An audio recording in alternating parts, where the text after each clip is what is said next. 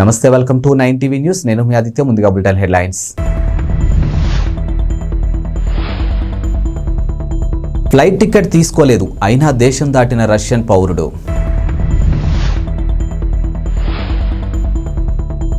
Rayadurgam Shamshabad metro project నిలిపివేతకు CM Revanth Reddy ఆదేశం.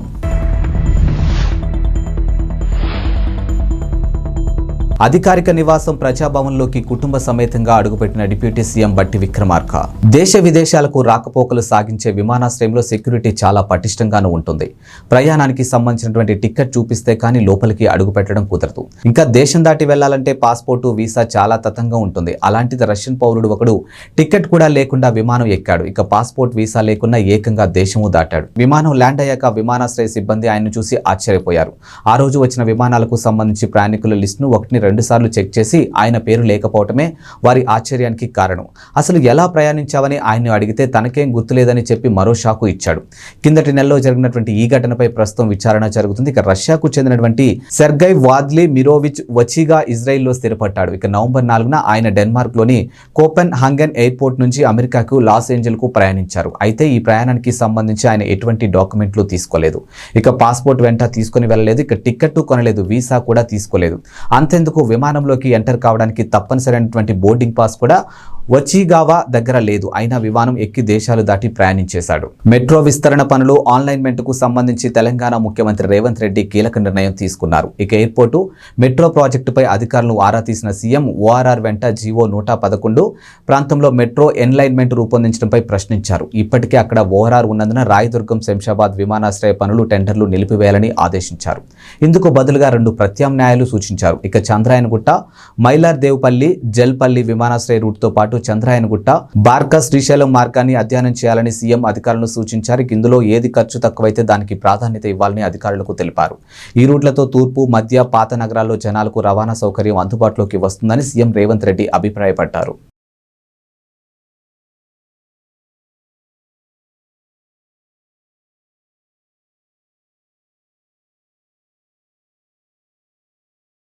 తెలంగాణ ఉప ముఖ్యమంత్రి, ఆర్థిక విద్యుత్ శాఖ మంత్రి మల్లు భట్టి విక్రమార్క కుటుంబ సమేతంగా అధికారిక నివాసం మహాత్మా జ్యోతిబావు పులే ప్రజాభవన్లోకి అడుగుపెట్టాడు. ఇక ఇందుకు సంబంధించినటువంటి గురువారం తెల్లవారుజామున ప్రత్యేక పూజలు నిర్వహించారు. అక్కడే ఉన్న మైసమ్మ దేవాలయంలో పూజలు నిర్వహించారు. ఆ తర్వాత తన కార్యాలయంలో బాధ్యతలు చేపట్టేందుకు సచివాలయానికి వెళ్లారు. కాగా పూజా కార్యక్రమాలకు సంబంధించినటువంటి ఫోటోలను భట్టి విక్రమార్క సోషల్ మీడియా వేదికగా పంచుకున్నారు. పూజా కార్యక్రమంలో భట్టి భార్య, ఇతర కుటుంబ సభ్యులు, ఆయన అనుచరులు, కాంగ్రెస్ నేతలు పెద్ద సంఖ్యలోనూ పాల్గొన్నారు. కాగా బీఆర్ఎస్ ప్రభుత్వంలో సీఎం అధికారిక నివాసంగా ప్రజాభవన్ ఉండేదని, అయితే సీఎం నివాసాన్ని వేరే ప్రాంతానికి మార్చాలని కాంగ్రెస్ ప్రభుత్వం యోచిస్తోంది. అందుకే డిప్యూటీ సీఎం భట్టి విక్రమార్క అధికారిక నివాసంగా ప్రజాభవన్ను కేటాయించిందని, అందుకే గురువారం తెల్లవారుజామున ఆయన కుటుంబ సమేతంగా అడుగుపెట్టారు.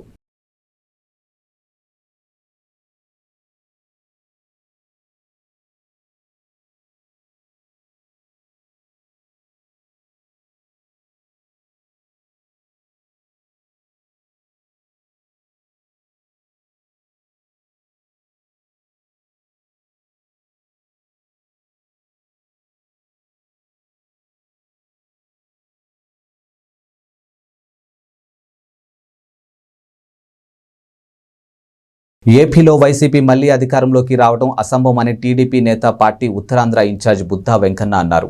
ఇక పులివెందుల్లో కూడా ముఖ్యమంత్రి జగన్ను ఓడిస్తామని సంచలన వ్యాఖ్యలు చేశారు. రాయలసీమ ప్రజలు జగన్ను నమ్మడం లేదని, ఈ విషయం ఇటీవలే జరిగినటువంటి ఎమ్మెల్సీ ఎన్నికల ఫలితాలు అర్థమవుతుందని చెప్పారు. వచ్చే ఎన్నికల్లో టీడీపీ ఘన విజయం సాధించి ప్రభుత్వాన్ని ఏర్పాటు చేస్తుందని ధీమా వ్యక్తం చేశారు. ఇక టీడీపీ అధికారంలోకి వచ్చిన తర్వాత తాడేపల్లి, ఇడుపులపాయ ప్యాలెస్లో జగన్ దాచుకున్నటువంటి డబ్బును బయటకు తీస్తామని వెంకన్న తెలిపారు. ఇక తుఫాను కారణంగా రైతులు తీవ్రంగా నష్టపోయి కంటతడి పెడుతుంటే మంత్రులు మాత్రం హాయిగా బస్సు యాత్రలు చేసుకుంటున్నారని విమర్శించారు. రైతుల బాధలను మంత్రులు వినాలని చెప్పారు. ఇక జగన్ తాడేపల్లి ప్యాలెస్ లో మొద్దు నిద్రపోతుంటే రైతు సమస్యలను చంద్రబాబు కేంద్రం దృష్టికి తీసుకుని వెళ్తున్నారని విమర్శించారు. ఇక జగన్ పాలనలో కేవలం విజయసాయిరెడ్డి, సజ్జల రామకృష్ణారెడ్డి, వైవి సుబ్బారెడ్డిలు మాత్రమే బాగుపడ్డారని దుయ్యబట్టారు. కామారెడ్డి జిల్లా కేంద్రంలోని అయ్యప్ప షాపింగ్ మాల్లో భారీ అగ్ని ప్రమాదం సంభవించింది. బుధవారం రాత్రి 11 గంటల సమయంలో అయ్యప్ప షాపింగ్ మాల్లో ఉన్నటువంటి గ్రౌండ్ ఫ్లోర్ లో ఒక్కసారిగా మంటలు చెలరేగాయి. గమనించినటువంటి స్థానికులు వెంటనే పోలీసులకు, అగ్నిమాపక సిబ్బందికి సమాచారం అందించారు. ఘటనా స్థలానికి చేరుకున్నటువంటి పోలీసులు, అగ్నిమాపక సిబ్బంది పరిస్థితిని సమీక్షించారు. ఇక 3 ఫైర్ ఇంజిన్ల సహాయంతో మంటలను ఆర్పేందుకు సుమారు 3 గంటల పాటు ప్రయత్నం చేశారు. అయినప్పటికీ మంటలు అదుపులోకి రాలేదు. అర్ధరాత్రి మొత్తం శ్రమించగా గురువారం తెల్లవారుజామున మంటలు కొంతవరకు అదుపులోకి వచ్చాయి. ఈ ప్రమాదంలో 8 నుంచి 10 కోట్ల విలువ చేసే బట్టలు పూర్తిగా కాలి బూడిదయ్యాయని, అయితే ఈ ప్రమాదం షార్ట్ సర్క్యూట్తో జరిగిందా లేక ఎవరైనా కావాలని నిప్పు పెట్టారా అనే కోణంలో పోలీసులు దర్యాప్తు చేస్తున్నారు.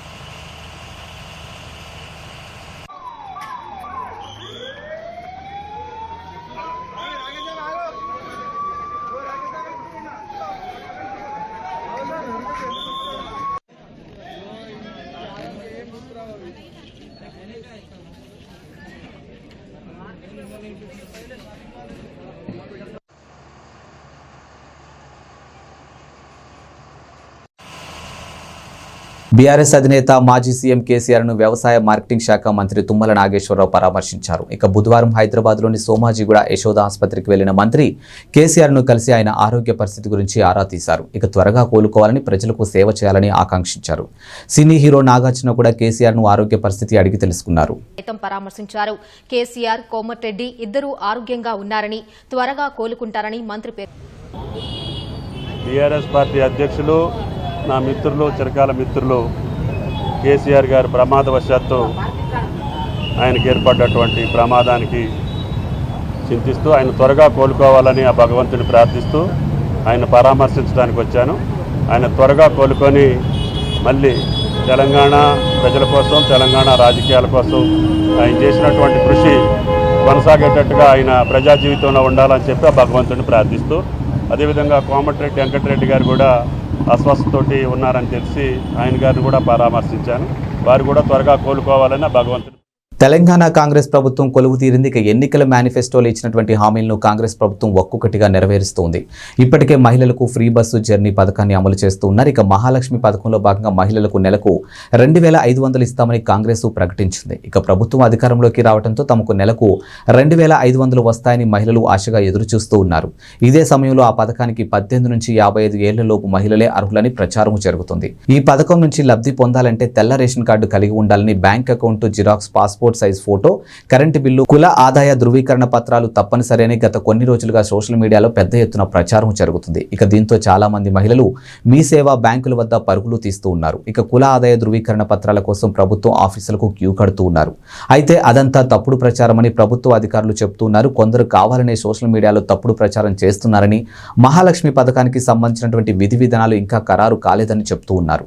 త్వరలోనే ప్రభుత్వం నుంచి మార్గదర్శకాలు వస్తాయని, ఆ తర్వాత అధికారికంగా వెల్లడిస్తామని చెప్తూ ఉన్నారు. వచ్చే ఎన్నికల్లో పోటీ చేస్తానని చెప్పారు మాజీ మంత్రి సోమిరెడ్డి చంద్రమోహన్ రెడ్డి. ఇక సర్వేపల్లి నుంచి టీడీపీ అభ్యర్థిగా తానే పోటీ చేస్తానని అన్నారు. ఇందులో ఎలాంటి మార్పు లేదని, ఎంపీగా పోటీ చేస్తున్నట్లు కొందరు చేస్తున్న ప్రచారంలో వాస్తవం లేదని అన్నారు. వెంకటాచలం ఐసీడీఎస్ కార్యాలయం వద్ద అంగన్వాడీలు చేస్తున్నటువంటి సమ్మెకు జనసేన నేతలతో కలిసి మద్దతు తెలిపారు. ఏపీ ప్రభుత్వం ఎన్నికలకు ముందు అంగన్వాడీలకు ఇచ్చినటువంటి హామీలను అమలు చేయాలని కోరారు. ఇక టీడీపీ అధికారంలోకి రాగానే న్యాయమైన డిమాండ్లు పరిష్కరిస్తామని హామీ ఇచ్చారు. వ్యవసాయ శాఖ మంత్రి కాకాని గోవర్ధన్ రెడ్డి సొంత నియోజకవర్గమైనటువంటి సర్వేపల్లిలో రైతులు విద్యుత్ను సక్రమంగా సరఫరా చేయడం లేదని అన్నారు సోమిరెడ్డి. ఆయన మంత్రిగా అడుగుపెట్టిన తర్వాత జిల్లాలో 3 వైఎస్ఆర్సీపీ ఎమ్మెల్యేలు తెలుగుదేశం పార్టీలోకి వచ్చారని అన్నారు.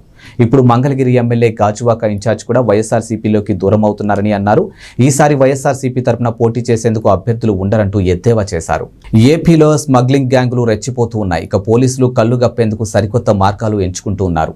తాజాగా ఓ కంటైనర్లో గంజాయి దాచిపెట్టి తరలిస్తుండగా శ్రీ సత్యసాయి జిల్లా చిలమత్తూరు మండలం కోడికొండ చెక్పోస్ట్ దగ్గర పోలీసులు స్వాధీనం చేసుకున్నారు. కంటైనర్ లోపల ప్రత్యేకంగా ఓ అరను ఏర్పాటు చేసి అందులో గంజాయిని ఉంచి బెంగళూరుకు రవాణా చేస్తుండగా పోలీసులు ఆపి తనిఖీలు చేశారు.